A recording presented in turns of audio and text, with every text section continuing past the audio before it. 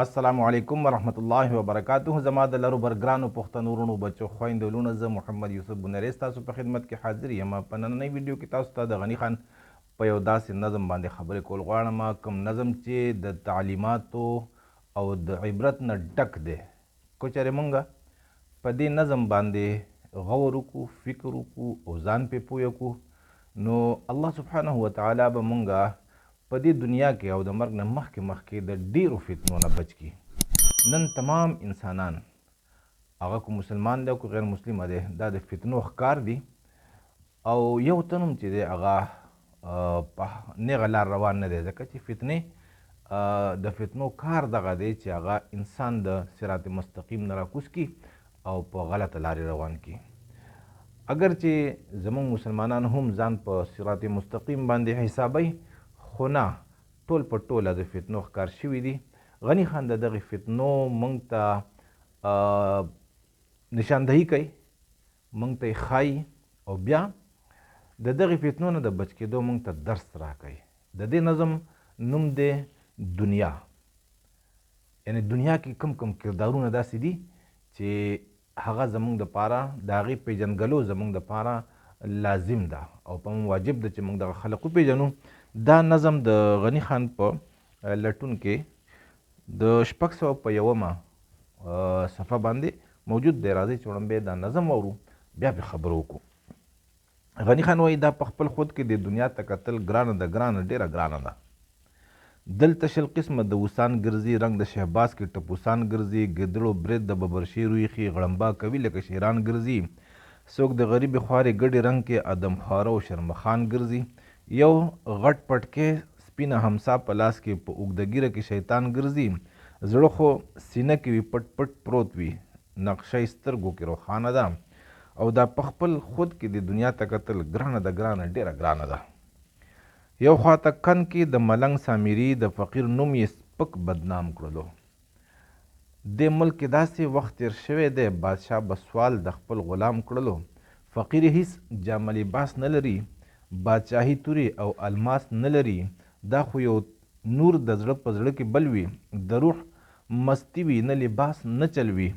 دغه یو بل چې جونګه جاړه شو، ښکاري دی خورې تا ته دام کړلو.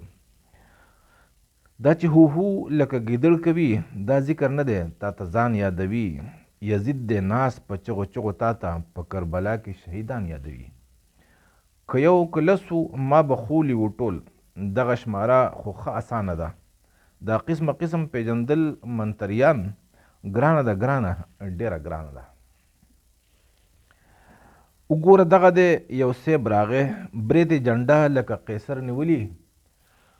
سترګې نرۍ دي د شاهین غوندې، څومره مغروره یې د سر نیولې. د 10,000 په موټر کې ناست، څومره ډولۍ یې ډرایور نیولې. سوټې د 1,000 روپو لاندې نه دی، شمله یې نیغه ده په سر نیولې. دا لنډی سپی دی د ګیدړ بچی، هر دله توپ ته یې ټیټ سر نیولې. نه دی په لور او نه په ښځه حیران، لورې ښکارځي ښه ارزانه ده. دا قیصر شکله دلالان پیژندل ګرانه ده، ګرانه، ډېره ګرانه ده. دغه د یو چې شمله نیغه لري، ګرمې خبرې په لاسونو کوي. 2 غلچکي ورپسې وروسته روان، غټې خبرې د خونونو کوي. څه معززه اوږد کوټ تک تور، د مولانا توره قبا ښکاري. سپینې پرتوګ تورو بوټانو سره ښایسته سپین ستوری د سبا ښکاري. دا د بڼیا اټۍ وښکې ده، د پلار نیکه نوم او عزت خرڅوي. تا خرڅوي ما خرڅوي، اشنا خرڅوي. تا خرڅوي ما خرڅوي، اشنا خرڅوي. چې څه ترې غواړي په دولت خرڅوي. دغه روڼ مخ، دغه بد شوې شمله، په تش دکان کې شان شوکت خرڅوي. څه چې ترې غواړي ښه ډاډه پې ورځه، د ده سودا ټوله ارزانه ده. دغه چې سپین لکه ګلونه ناست دي، دا د رڼا ورځې ډاکوان دي ټول. ژبې تیزې چلولي سترګې، نیم ازمري نیم لومبړان دي ټول. څه ښکلي ښکلي مخونه او خیار، بد د خبرو سپین کارغان دي ټول. دوی په خوږه خوږه کې ماره کوي، دا نسبي پاخه ښکاریان دي ټول. په سټې څه ډولي قبا پرته ده، مسکو لبانو کې بلا پرته ده. ګرځي دنیا کې په لکاو ټګان، هر یو دی ځان له یو ښه اوږد داستان.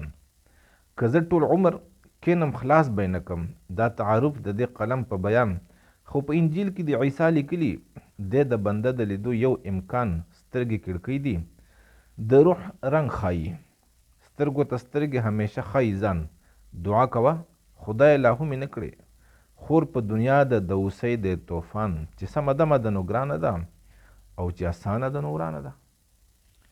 زما عزتمندو غني خان په دې نظم کې د دنیا د کردارونو هغه کردارونه چې هغه په سپینه جامه کې د معاشرې هر فرد د هغه وینې څکي د هغه عزت لوټ کوي او د هغه مال لوټ کوي د هغې کردارونو ذکر دی. نو غني خان بیا دغه کردارونو ته چې ګوري په خپله خو د هغو په شان دی نه نو بیا ژوند تېرول ورته ګران شي په دې دنیا کې. چېرې عجیبه خبره ده دا په خپل خود کې دې دنیا ته کتل ګرانه ده ګرانه ډېره ګرانه ده. غني خان وایي چې دا انسان په خپل خود کې یعنی د هیچا سره بد نه کوي او د بلنم ټول انسانان ته دای چې د انسان سره تاسو ښېګړه کوئ. اوس یو انسان چې د ماشوم او د معصوم په شان زړه لري او هر چاته زړه او سینه پاکه لري خو د دې برعکس د دې په مقابله کې څه چل وشي نور خلق هغه دغسې نه وي هغه ټګان وي نو بیا د ده د زړه نه یو کریکه وځي او وایي چې یاره دا په خپل خود کې د دنیا ته کتل ګرانه ده ګرانه ډېره ګرانه ده. د داسې انسان چې هغه معصوم وي هغه انسان دوست وي هغه خدای پرست وي هغه ماده پرست نه وي د ده په داسې خلقو کې اوسېدل ژوندی پاتې کېدل چې هغه ټوله د مادې بندګان وي هغه زرپرست وي دنیا پرست وي ټګان وي فریبیان وي په داسې خلقو کې د ده استوګنه ډېره ګرانه شي.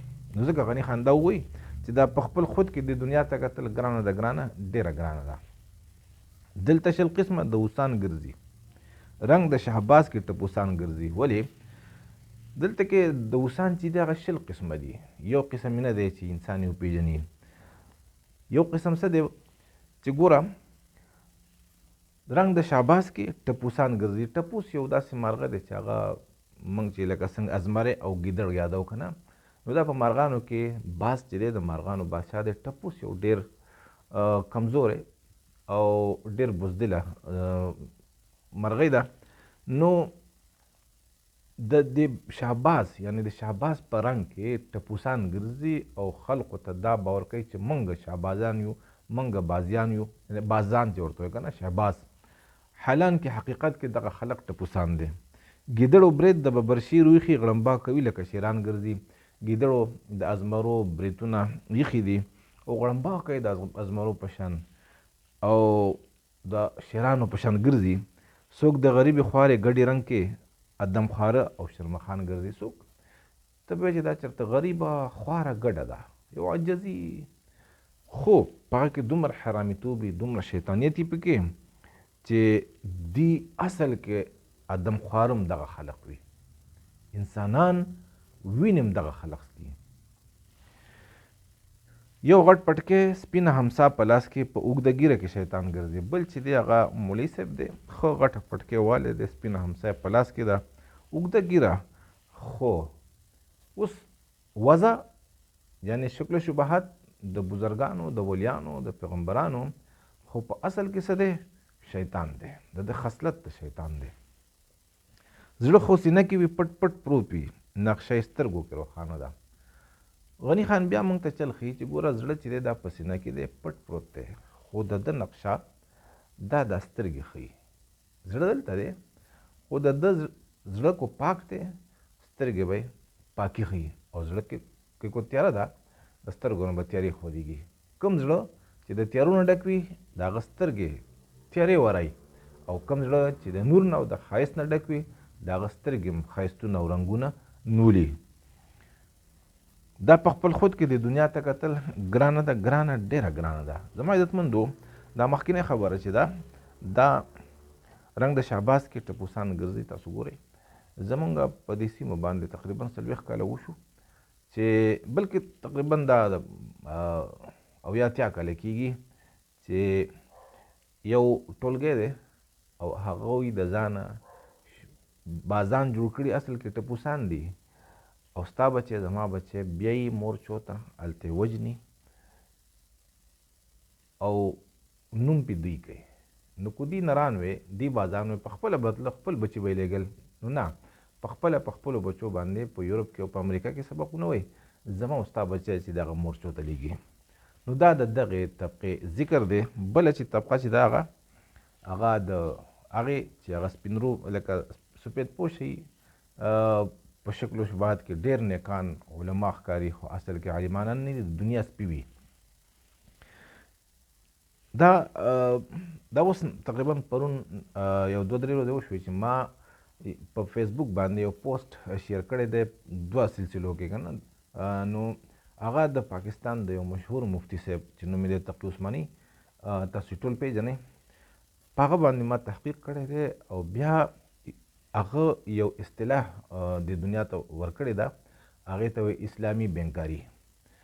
نو په اسلام کې بینکاري نشته دی او په بینکارۍ کې اسلام نشته، ټول سودي نظام دی. نو چې سودي نظام دی ته سودي نظام ته څنګه د اسلامي بینکارۍ نوم ورکړې؟ په دغې باندې ما خبره کړې ده او ډېرو خلکو پې ښه یعنې ښه ریسپانس را کړی دی، ښه تبصرې کړي، بعضې خلکو پې بد ویلي او ما ته کنځل ویل چې یاره ته لکه الله ولیانو ته داسې نیکانو خلکو ته سپک نسبت کې.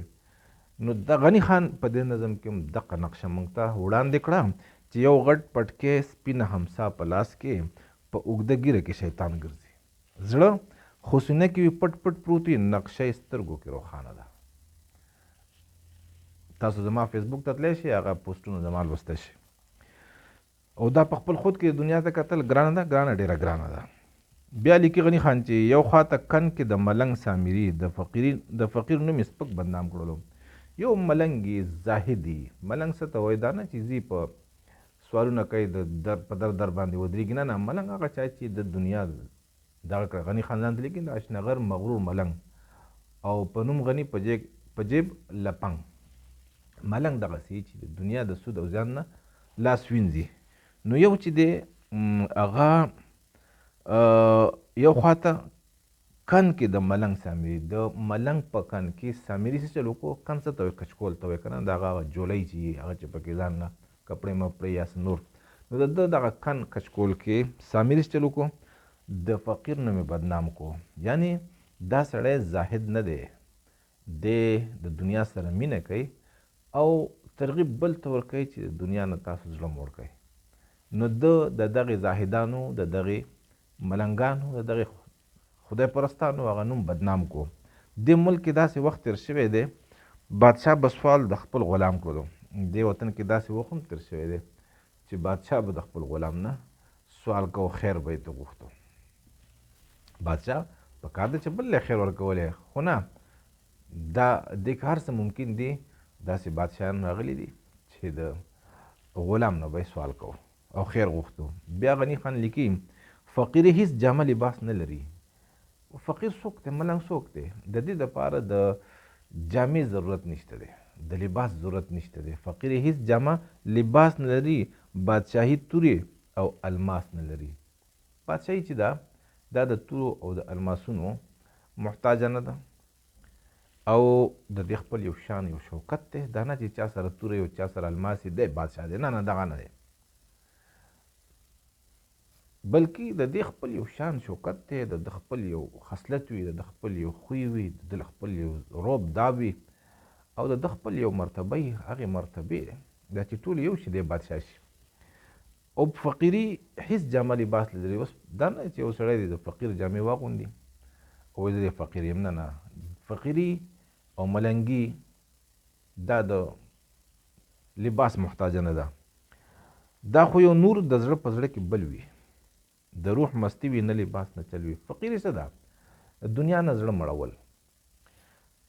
دا څه شی دی؟ دا یو نور دی چې د الله نه چاته منتقل شي زړونو ته منتقل شي. څوک چې د الله سره مینه وکړي زما عزتمندو دی به دنیا سره مینه نه کوي، او څوک چې دنیا سره مینه کوي د الله پرست نه دی. نبی علیه السلام په خپله فرمایي چې په زړه کې په دوو مینو کې یوه مینه ځایږي، یا به د الله مینه وي او یا به پکې دنیا مینه وي.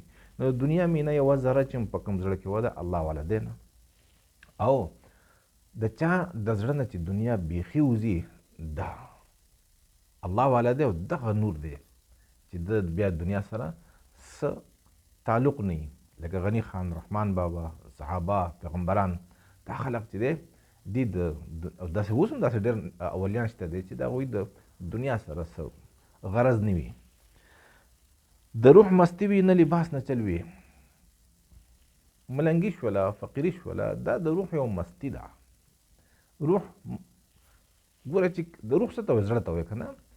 کله چې په دې زړه کې د دنیا مینه ورننوځي دا روح چې دی دی کمزوری شي، دی ضعیف شي، دی ولویږي، او د خپل مقام د دپاره چې الله کوم مقام مقرر کړی هغه مقام نه دی رارتاو شي. او کله چې د زړه ته د الله مینه ورننوتله نو څه چل وشي چې د خپل مقام ته ورسي.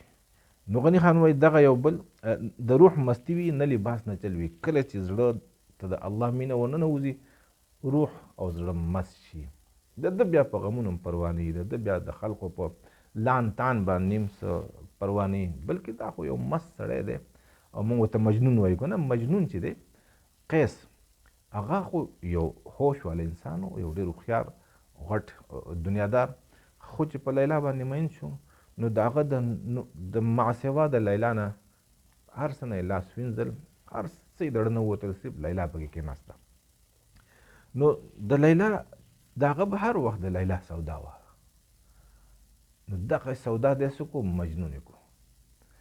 اوس قدرت به هر چا پیغورونه ورکړي، هر چا به ورته نصیحت ورکړی، خو نه د چا په نصیحت او د چا په پیغور باندې څه پروا نه وه، بلکې دغه کیفیت ته چېرې بس دغه کیفیت وي، دغه سودا یې دغې ته د روح مستی وایي. نو د الله والو په زړونو کې د الله یوه مینه او دغه مستی، دغه مینه څه کي دغه زړه مست کي، نه لباس نه چلوي. دا په لباس نه ده چېرې خامخا د یو سړي پټ کې همسا جامې سپینې او تسبیح په لاس کې اغوستي، جومات کې دې ناستي، په منبر کې په محراب کې دې ولاړ وي، او یا به په مورچه کې دا الله والا دی. نه دا الله والا نه دی. الله والا چې دي څوک چې دنیا سره مینه نه کوي، او چا چې دنیا پریښې ده نو دقه الله والا دی چې مې مینه خدای په تا باندې پیدا کړه، ترک ما په هغه ورځ خپله دنیا کړه. دنیا ترک کول دقه الله پرستی ده. بیا غني خان د یو بل کردار ذکر کوي. دا ګوره د فقیر په جامه کې، یعنی د زاهد په جامه کې تاله خلق راځي، تا ته وایي زه زاهد یم، تا ته د زهد خبرې کوي، او په خپله دنیا زه تاسو ته د خپلو سترګو لیدلو خبره کوم. دلته زه په دې ملیشا کې اوسم، د پاکستان نه تبلیغ جماعتونه براتلو، او اوس خو خیر دا 2 کاله وشو نه راغلي، زما به ورسره وخت و. نو دوی ته په دې راتلو کې هدایت ورکوي که نه چې یاره تاسو به څه کوئ څه به نه کوئ. چونکې هغوی به د بهر ملکونو ته راتلو نو د تبلیغ نه مشرانو به ورته وي چې که چېرې ستاسو پیزار وشلیږي یا ورک شي نو خیر هلته د استعمال دپاره پیزار واخلئ، چپلې واخلئ، چې کله تاسو بیا راځئ داسې خلوص به ورته خو که نه، تاسو چې کله بیا واپس راځئ جاز ته وخېږئ نو هغه پیزار رتاو کړئ، ځکه چې ستاسو دا ټول سفر به بس دغې پیزار له شوی ځکه تا پیزار واخیستو. تاسو په الله یقین وکئ. ما لیدلي دي په دې خپلو سترګو باندې داسې د الله ولیان پکې راغلي دي چې هغو غریبانانو څنګه بورډینګ شوی ده نو چپل یې پرېښي دي، خپې بلتلي. د دغې برعکس لکه ګوره دا خبرې به چا کولې د دې د بزرګان چې ورته وایي، علما چې ورته وایي، دغه بزرګان به راتلو زه ګواه یم، راتله به تش لاس او تللی به ورسره کنټینري، او وی به پلانی شی مې خوښ پلانی شی مې په کار دی را چې پلانی شی به کوم ځای میلاویږي، بیا به د تبلیغ والا ګرځول په بازارونو په مارکیټونو.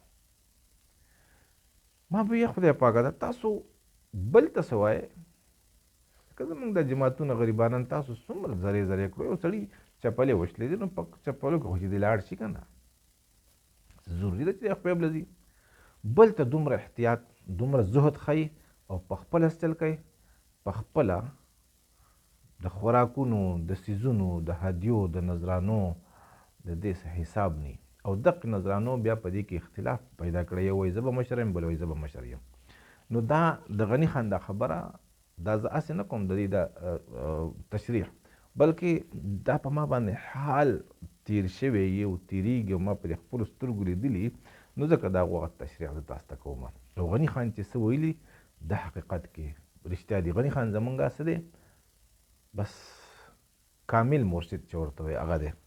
نو دغه ذکر یې موږ ته د هغې زاهدانو وکړو چې په بل ته د زهد بلنه ورکوي، د زهد ترغیب ورکوي، په خپله ټاټ باټ کې ژوند تېروي.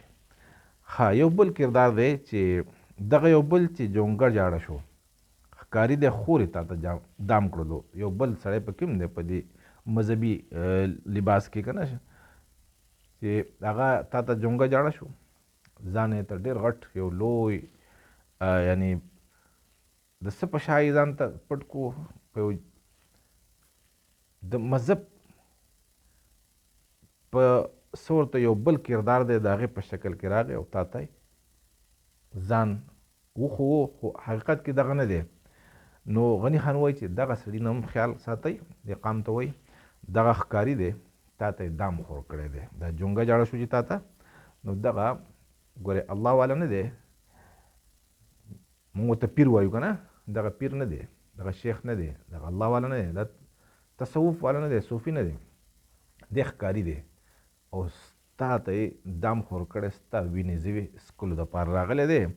ښکاري څه ته وایي؟ ښکاري چې کله ځنګل ته ښکار لځي، د ګډه نیسي، د هوسۍ نیسي یا زرکه تنزره نیسي، نو دې سره یو دام یا هغه دام چل کې په خپله ته یو طرف ته شي، بس څه وخت وروسته هغه ځناور راغلی او په هغې دام کې نښتی دی لاړ شي او ونیسي حلالې کې وخوري.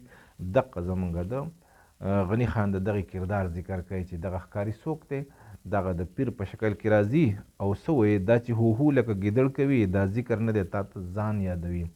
د چې دا ذکر شروع کړی هو هو هو هو هو که نه، او د زړه ته د اشاره کوي الله هو هو هو، دغه دا ذکر نه دی.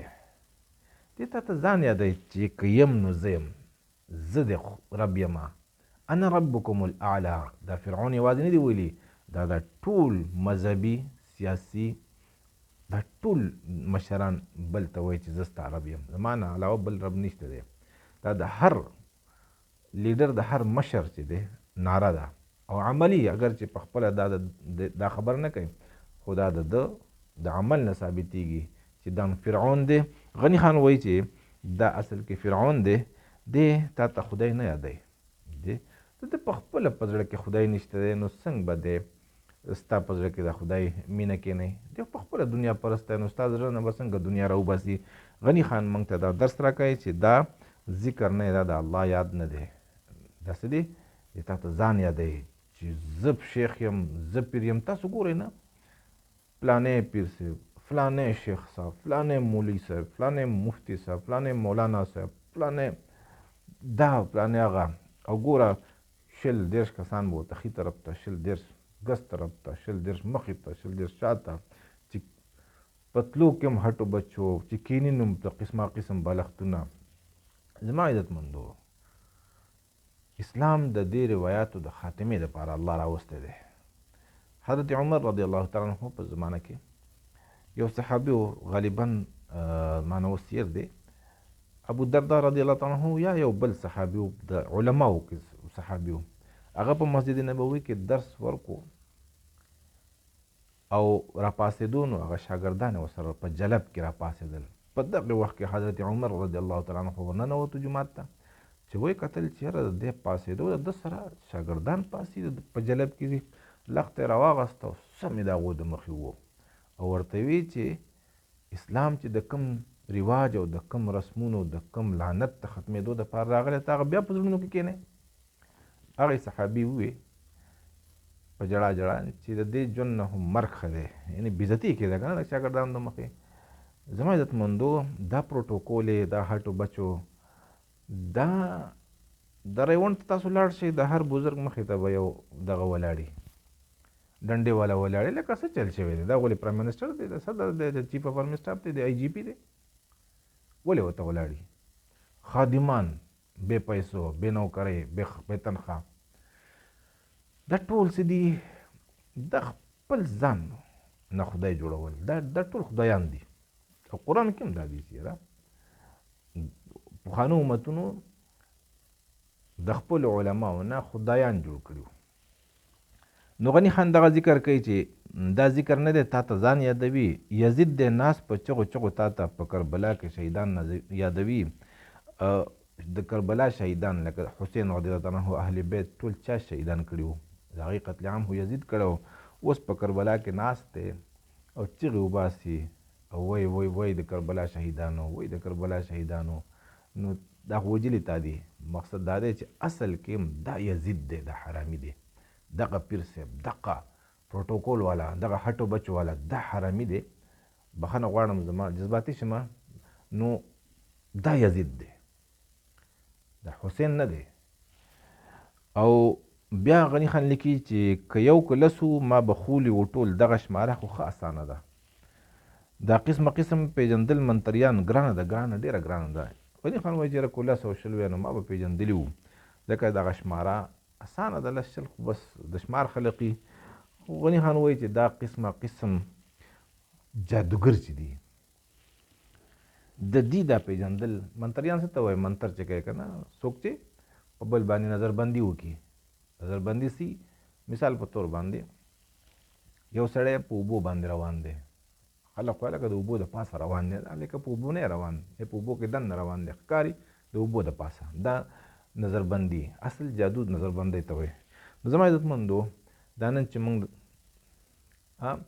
موږ ورته پیر وایو موږ ورته مولانا وایو موږ ورته مفتي صاحب وایو موږ ورته بزرګ وایو موږ ورته حاجي صاحب وایو دا ټول جادوګر دي په موږ باندې نظربندۍ هغه جادو کړی دی دی هغه څیزونه نه ښکاري موږ ته موږ وایو دا د الله ولیان دي تاسو په الله یقین وکئ تر کومه پورې چې ما ته الله دا فتنې نه وي ښکاره کړې زما د تبلیغ د علما د مشران دا ما داسې ښکارېده لکه حضرت ابوبکر صدیق رضی الله عنه حضرت عمر رضی الله عنه او صحابه او پیغمبران نعوذ بالله اوس بخښنه غواړم الله را باندې فضل وکړو رحم وکړو د دغې نه بچ کړم نو مقصد دا دی چې دا ولې دغه جادو دی پته یې کړی او ټول عمر په دغې جادو کې ګیرې تر دې پورې چې لاړ شي انسان د خدای سره تعلق جوړ نه شي او دی په دې اسره چې دا بزرګ مې الله ته ورسوي نو هغه الله ته نه رسېدلی شیطان ته رسېدلی غني خان وایي چې د دې دا پېژندل دا ډېر ګران دي ځکه چې دا یو نه دی دا قسم خلق دی بیا غني خان وایي چې وګوره دغه د یو سیب راغی برید یې جنډه لکه قیصر نیولي قیصر د ایران بادشاه ته وایي د هغه به دا برید کونډه برید و دا د دنیادارو دغه د دین په جامه کې ډاکوان او دلته اوس د دنیا په جامه کې هم تا ته ډاکوان راځي یو غټ وزیر دی او ایم پی ای دی ایم این ای دی هره بلا چې ده بس کونډه برید نیولي دي ته به وایي چېرته ایران بادشاه دی سترګې نرۍ د شاهین غوندې څومره مغرور یې سر نیولی ډېر غرور او د باز په شان نرۍ سترګې د 10,000 په موټر کې ناز څومره ډولۍ ډرایور نیولی 10,000 د غني خان په دې وخت کې دا ډېرې زیاتې وې دا خدای خبر چې د کوم کال نظم دی خو دا نیم چې لکه موږ د کروړاو خبرو وکړو دا د کروړاو په موټر کې ناست دی او ډرایور یې ځان له ښه ډولۍ ښایسته نیولی دی سوټ یې د 100 روپو لاندې نه دی شمله یې نیغه ده په سر نیولې د چې کوم لباس اچولی دی 100 روپۍ په ورځ کې ډېرې وې نو دا د لکاو به موږ حساب وکړو د لکاو نه دا جوړه کمه نه ده او نیغه شمله یې په سر باندې ایښې ده دا لنډی سپی دی د ګیدړ بچی هر ډله توپ ته یې ټیټ سر نیولی اوس دا څوک دی دا د قام مشران دي هغه مشران څوک چې قام خرڅوي چا چې قامونه خرڅ کړي دي غني خان د دغې خلقو موږ ته نشاندهي کوي وایي راته چې دا څه دی دا لنډی سپی دی او دا د ګیدړ بچی دی ایس هم دا داسې برید پرېښې ته به یې چېرته د فرنګي سره او مړه د چنګیز خان سره مقابلې کړي هټلر سره هم دی زور ازمایي کړې ده خو هېڅ هم نه دی دی سپی دی لنډی دا د ګیدړ زوی دی او د هر درد دی ولې داسې دی دومره ټاټ باټ کې ژوند تېروي د هر دلتوب ته سر ټیټ نیولی چې د وخت غاصب د تسوي نو دلال دی دی د غاصب هغه روب داب په دې خلقو باندې کوي یعنی کو ظالم حکمران په مونږ باندې راځي یا د دنیا یو عالمي طاقت په مونږ باندې مسلط کیږي نو د دې حرامیانو په وجه باندې په مونږ باندې مسلط شي دي ته پکې څه نصیب شي دغه غټ غټ ګاډي غټې بنګلې او ښایسته لباسونه نوکران چاکران هغه هم ښایسته سلوټونه ورته خلق کوي بیا نو غني خان بیا وایي چې د هر دلتوب ته سر نیولی دی نه دی په لور او نه په ښځه حیران لورې ښکاره زیخه ارزانه ده دا زما عزتونه ګوره زموږ په خپل قام کې هم داسې د خدای خلق دی چې دی په لور هم نه دی او په ښځه هم نه دی همدغه د قام مشر چې ورته موږ وایو دغه سفید پوشه نو غني خان وایي چې دی په لور او په ښځه او په خور باندې نه دی بس د هغې عزتونه هم خرڅوي لورې ښکاره ځي ښه ارزانه ده د لور هم ښکاره ځي ارزانه بس تاسو یقین وکئ دا بره طبقه چې ده که نه دې کې د غیرت او د ننګ څه نشته دی او خپلې ښځې بل ته په حواله کوي ځکه د دې دا ټاټ باټ قایم دی دې کې لږ غیرت او ایمان راغی نو دغه ځای بیا نه ځکه دې غیرت او ایمان په خوا هم نه ځي غیرت دا خو زموږ دپاره نقصاندی دی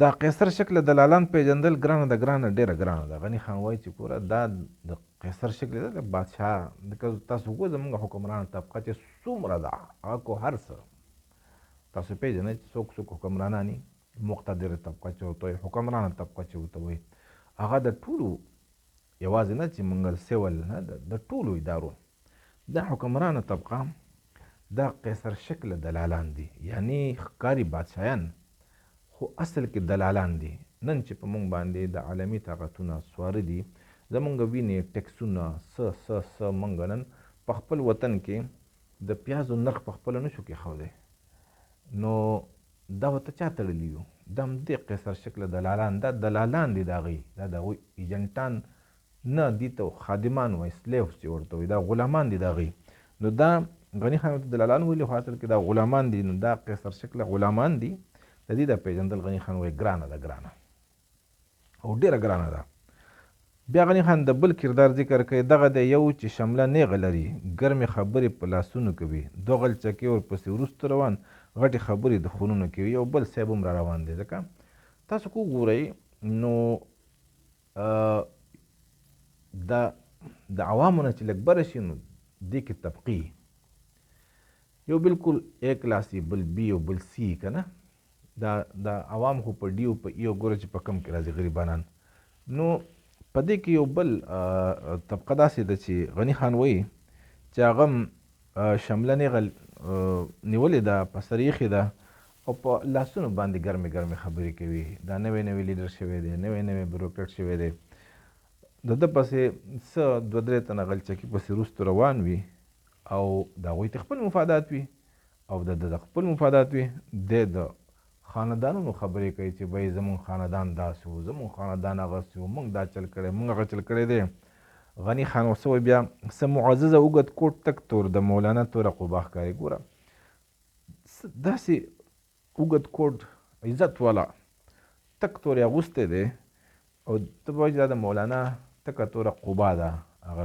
کمیس چې اغوستی دی که نه د خطیبانو اغوستی سپینې پرتوګ تورو بوټانو سره ښایسته سپین ستوری د سبا ښکاري سپین پرتوګ او تورو بوټان داسې دي ته به یې چېرته د سبا ستوری راختلی دی په رنګ په شکل په لباس په وضع باندې ډېر ښایسته دا د بڼیا اټۍ یې اوښکې ده د پلار نیکه نوم او عزت خرڅوي دا څوک دی زما یجمنو تاسو که وګورئ که نه کو بیوروکراسي ده کو سیول بیوروکراسي ده کو فوجي بیوروکراسي ده که سیاستدانان دي د دې پلرونه نیکونه داسې وخت تېر شوی دی چې هغوی اصولو د هغوی په هغوی کې خپل اصول او د هغوی اصولو خلاف ورزي به هغوی نه کوله او به ځان وجنو خو اصول به یې نه ماتول دا په هغوی کې یو دروند خوی و هغوی خانداني خلق و بیا په دغې اصول پرستۍ باندې هغوی تاوان هم موندلی دی تاوان یې موندلی دی د سر تاوان، د وینو تاوان، د مال تاوان، د هر څه هغوی ته پېښ شوي دي، خو په اصولو باندې سودا نه ده کړې. نو غني خان څه وایي چې دا د دې د اولاد چې دی دا خبره هغه د پلار نیکه کوي، خو پلار نیکه ته نه تلي، دا د بڼیا بچي دي. بڼیا ته پخوا په دې د تقسیم چې نه و شوی د ملکونو، نو زموږ په دې علاقو کې دکاندار چې به و هغه هندو یا به سیک و، بمبړ چې ورته وایي. پښتانه دا دومره درانه خلق و، دا نه چې کم عقل خلق و، درانه خلق و. دوی به خرڅ کول، خرڅول چې دا به ورته سپک کار ښکارېدو.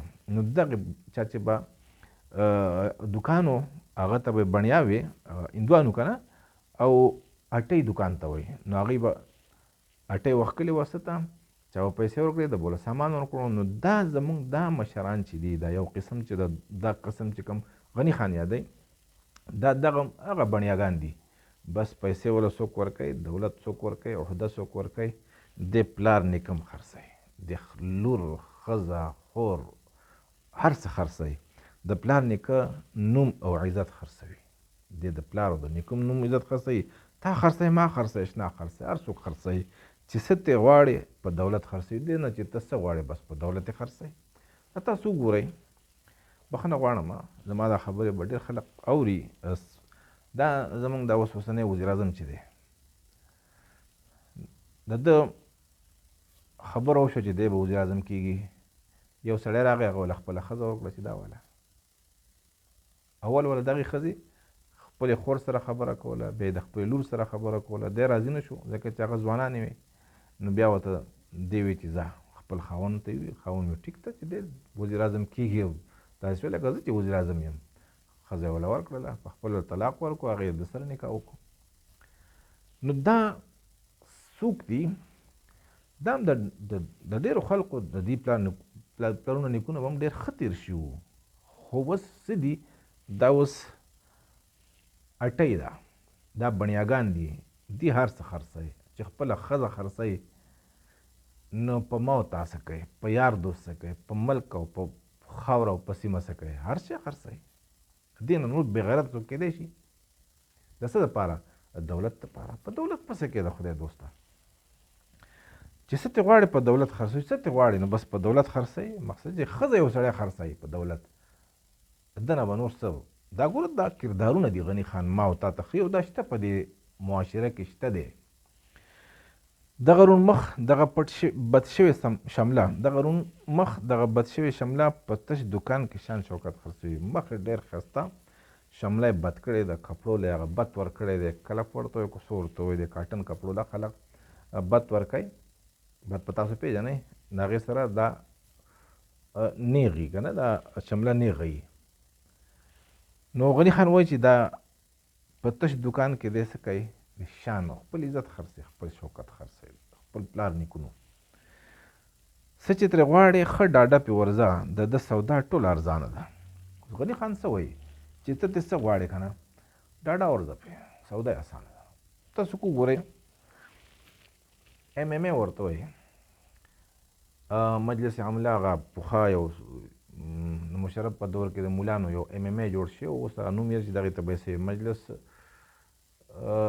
متحده عامله دغه څه شی نوم و.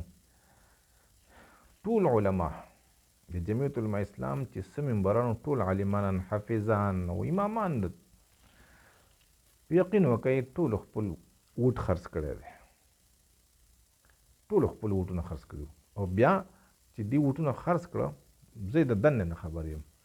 نو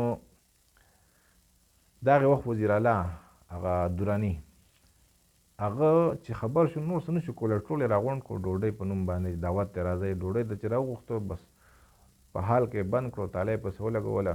او چا چې ته دغه ووټونه اخیستي وو که نه، چا چې وله پیسې ورکړه، هغه ته یې وایي چې بیې کو زموږ په پارټۍ کې شاملېږي، ټیک ته ګینې لاړو ووټونه. هغو بیا څه چل وکړو، هغه مجبورن په پارټۍ کې شامل شو، دوی ولې ووټونه ورکړو. نو دا یو انسان چې خپل ضمیر خرڅوي، خپله ښځه خرڅوي، خپل عزت خرڅوي، نه ده نه چې سم غواړي که نه، دا دلالان دي. بس ډاډه پې ورځه، که مور ته غواړې، که خور ته غواړې، که ښځه ته غواړې، که د ده نه ایمان غواړې، د ده نه ضمیر غواړې، ورځه پې اخله ته. د سودا ټول ارزانه ده، دا خرڅېدونکی دی، د هغه انسان نه دی چې نه به ټیټ شي او نه به خرڅ شي.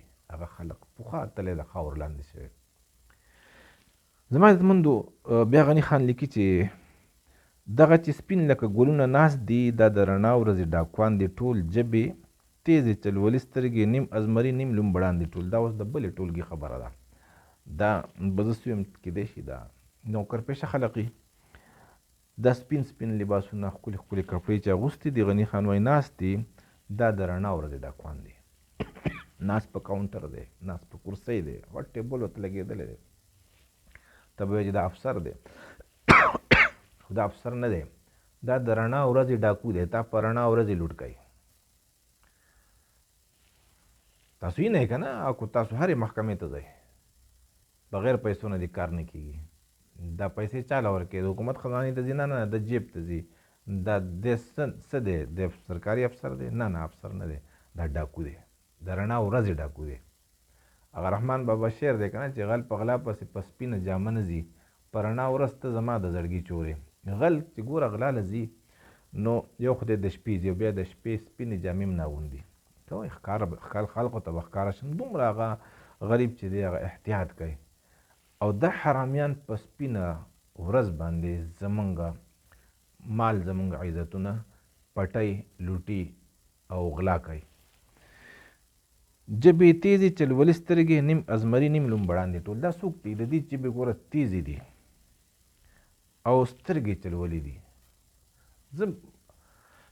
ما په خیال 2002 کې یا 2004 کې والله علم بونیر یم زه، نو 2005 کې سوري 2005 کې زه وطن ته تللی وم. نو ما لایسنس د ګاډي جوړو، زه ګاډي الحمدلله چلولی شم. خپل ډګر ته لاړم، هلته کې چې لاړم نو زه خو یو عام سړی یم. هغوی چې یو ملا راغلی دی، ناست لکه څه به ما دغه لایسنس و، ته به زما شناختي کارډ وایي دا خو د لاهور دی، ته خو د لاهور نه اخلي. خدای پاک زه شناختي کارډ زما لاهور دی، کو د کراچۍ دی، د انډیا خو نه دی، د بمبئی خو نه دی که نه، دا د دې ځای پاکستان دی. زه هر ځای کې لایسنس اخیستی شم، دا ملیشیا ده. یقین وکړه د هر ځای نه لایسنس اخیستی شي، هر ځای نه پاسپورټ اخیستلی شي. دا کوم قانون دی چې راته دې ځای نه پاسپورټ نشي اخیستی او ته د هغې ځای نه لایسنس نشي اخیستلی؟ ته خو به یې د دغه یو ورځ لاړم، بس 10-12 ورځې لاړم. اخر کې بس انې بانې دغه به ورکې، څه ورته وایي ټرای به ورکې. ما لکه خود چې څه وایي زه تیار یم ګاډی چې څنګه وایي زه چلولی شم. بیا راته وایي چې فلاني وکیل ته تاسې ښایسته شکل د هغې خنزیر الله دې تباه برباد کړي. ځوان هلک نو د دغې لایسنس برانچ کې چې و، دغه خنزیر به اوس هم زما دا خبرې کوري، د هغه به ځان پېژندلی چې څوک دی، الله دې تباه کړي او تباه به وي. ما ته یو داسې وکیل راته وښو چې راغلی لاړ شي، د هغه نه سفارش راوړه ایس پي صاحب، لکه هغه به ایس پي صاحب ته وایي، ما زه ایس پي صاحب زه پخپله ځم. وایي چې نه نه نه پلاني، هغه د پلاني وکیل. کوم وکیل پلانی؟ ما زما خو د خدای په دې مخلوق کې دغه سړی بدي شي، زه به اوس هغه له ځم چې یاره ته زما سفارش وکړه. سوال نه پیدا کېږي ما چې زه ویم. خیر چې ونه شوه، بل ورځ لاړم، 1000 روپۍ مې ورکړلې، 1000 روپۍ په هغې. بس په هغې ټیم بیا نه وکیل، نه ایس پي، نه ډي ایس پي، نه پیشي، هېڅ هم نه وه. بس لایسنس یې راکړو او هغه دلته کې بیا هغه ان او سي راله راکړه. پېښور ته لاړم، د هغې ځای نه مې بیا د فارن افیر نه ټیسټ کو او هغه مې دلته کې راوړو، بدل مې کو په 1000 روپۍ باندې. دا زما حق نه و. دا د غني خان د دقې خلکو خبرې کوي چې دا حرامیان چې دي دا د سپینو ګلونو په شان ناست دي او دا څوک دي؟ دا د رڼا ورځې ډاکوان دي، ژبې تیزې دي. داسې خبره به ته وکړې، ته به وایې چې یاره بس دا بالکل د قرآن آیت دی، ته به تړق نه شې وهلی. او سترګې چلولي دي، ګوري چې د سره زه څنګه چل وکړم. چلونه به سره کوي، نیم ازمري نیم لومبړان دي ټول. دا خنزیران چې پوه شي چې دا عجز بې څوکه دی، د ده څوک نشته، نه په هغه ازمري دي، او چې د دې د پاسه راشي، د دې پلار یې که نه، نو بیا د هغه مخې ته ګیدړان دي. دې کې څه دي؟ دې کې 2 خویونه دي د ازمرو، چې غریبي مظلومي د هغه غوښې خوري. تاسو دا پولیس ګورئ نه، غریب له داسې څپېړه ورکړي سم دا مازغه ول خراب کړي. او په غټ ګاډي کې چې څوک راشي نو هغه سر جي تاسو دا ګاډي جي تاسو داسې هغه ته تاسو کوئ کته وتم نشي. او ریړۍ والا څنګه او د پکوړو خرڅول څنګه څپېړه او څنګه لښته را پرېږدي. نو غریب ته، مظلوم ته، بې څوکو ته، بې کسه ته دا زمري دي. او چې په دې زوروري هغوی ته بیا څه دي، هغوی ته د ګیدړانو بچي دي. دا همدغه خلق دی زما عزتمندو. او څه ښکلي مخونه هوښیار، بد د خبرو سپین کارغان دي ټول. ښکلي مخونه هوښیار حرامیان دي که نه، د خپل ګټې دپاره سم هوښیار دي. او د خبرو ډېر بد دي او سپین کارغان دي. کارغان څه کوي؟ غول خوري. دی څه خوري؟ رشوت خوري، د قام وینې څکي، دم مردارې خوري. دوی په خوږه کې ماره کوي. دا نسبي پاخه ښکاریان دي ټول. دې څه چل کوي؟ د دې کار دي په خوږه کې بس تانه ماره کوي. لکه ما چې وي که نه په 10-12 ورځې زه لاړم رالم نو په هغې ورځ راته ووایي 1,000 روپۍ راکړه چې کار درله وکړم. نو خدای دې غر کا.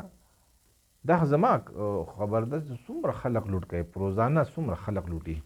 نو د دې په خوږه کې ماره کوي. ځان به ته ډېر خوږ کړي او بیا به تا ستا نه ماره کوي. دا پلار په نیکه باندې څوک دي؟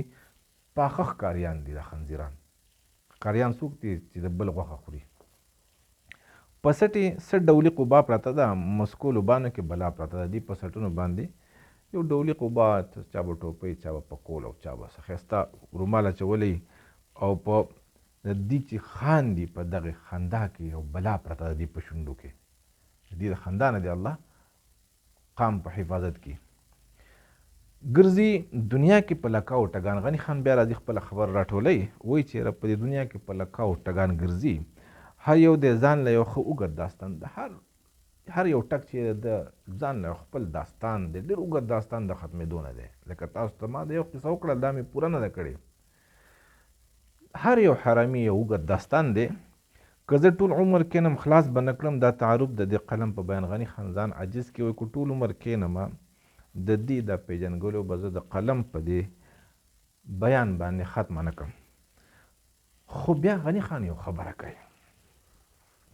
خو په انجیل کې د عیسی لیکلي د دې د بنده د لیدو یو امکان. اوس غني خان دا نه وایي چې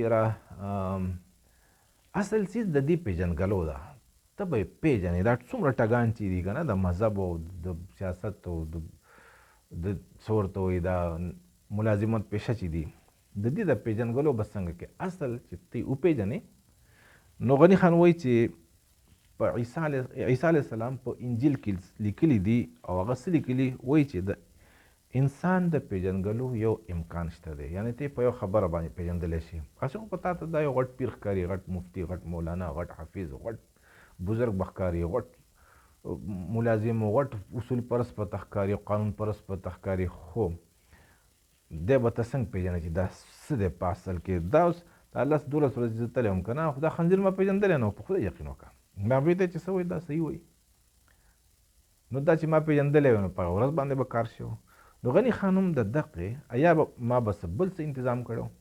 نو دقه د دې د حرامیانو د پېژنګلو دپاره زموږ ته یو نسخه ښیي چې عیسی علیه السلام یو نسخه ښوولې ده چې تاسو انسان پېژندلی شئ په یوه طریقه باندې. هغه څه ده؟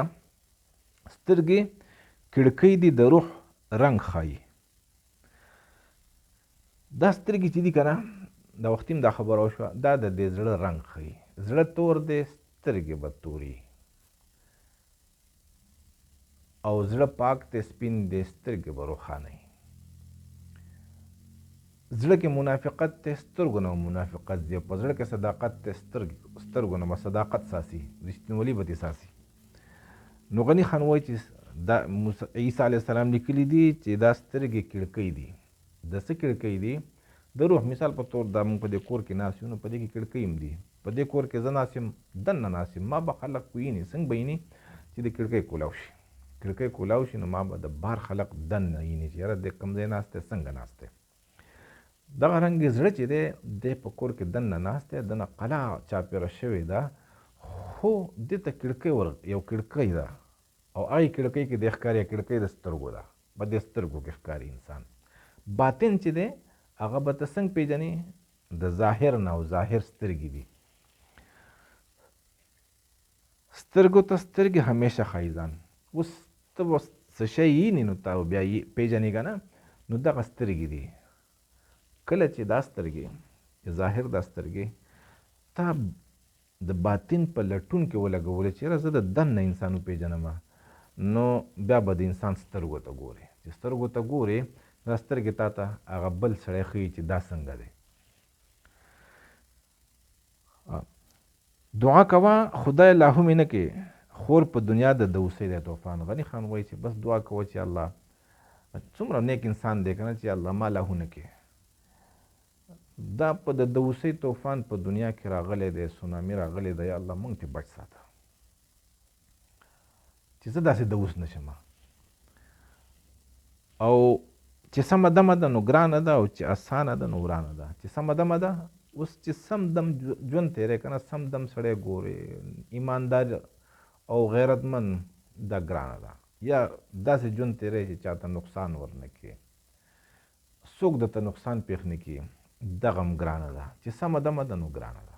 سم ژوند چې تېری دې دنیا کې سم دم نشي تېرېدی. ما په خپله ما باندې تېر شوي، زه پولیس کې وم. زه د پولیسو نه ځکه راغلی یم پاکستان چې ما په قرآن باندې حق ګوایي ورکړې وه، او د هغې نه یې زما ژوند تنګ کو، زه ترې راوتښتېدم. دا به بیا چېرته تاسو ته ویم. بهرحال دا چې سمه دمه ده نو ګرانه ده. چې حق پرست دی نو بیا به ژوند دې ګران وي، او چې اسانه ده نو ورانه ده. خو چې کوم ژوند اسان دی نو هغه څه دی، وران ژوند دی، د هغې انجام ښه نه دی. زما عزتمندو غني خان په دې کې موږ ته یو خبره کوي چې دعا کوه خدای لا هم نه کې. اوس دا ټول نظم دا خبره ما تاسو ته وکړه د غني خان او غني خان ته ټول کردارونه وښول. نو یو خو د دې نه دا مقصد دی چې موږ دا خلق په معاشره کې وپېژنو، او د دې د ضرر نه بیا ځان ساتو. د دې پسې بیا موږ د زنده‌باد د مرده‌باد نارې نه وخو، د دې پسې موږ بالښتونه نه ګرځو، د دې پسې موږ ښي طرف ته ګس طرف ته بیا روان نه یو، د دې پسې موږ دیوالونه بیا نه تورو نه رنګ کوو، د دې په سر باندې موږ خپل ورور سره دښمني ونه کړو، د دې په سر باندې موږ خپل تاوان ونه کړو.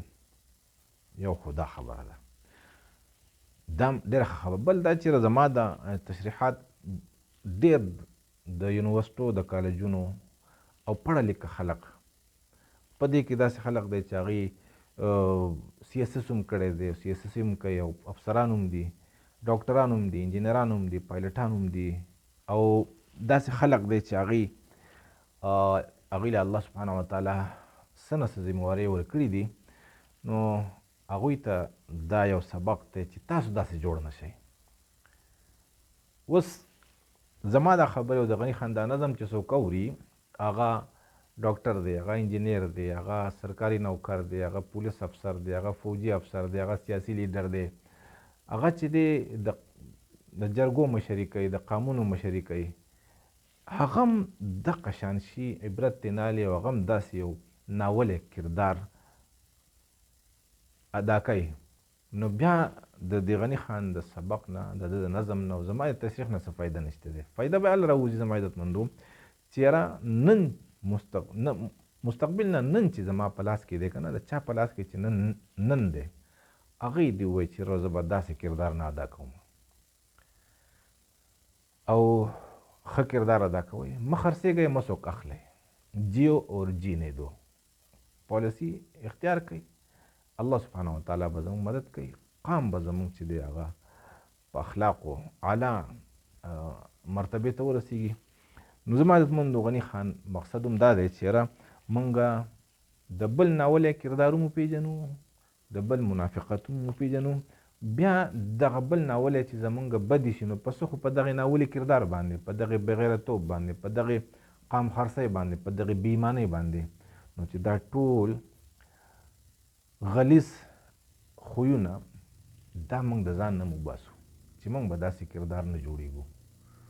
زما عزتمندو که چېرې دا نظم ستاسو خوښ شوی، د الله د رضا دپاره نور خلقو ته یې ورسوئ چې ستاسو هم ثواب وشي. الله مو قدر وکړه.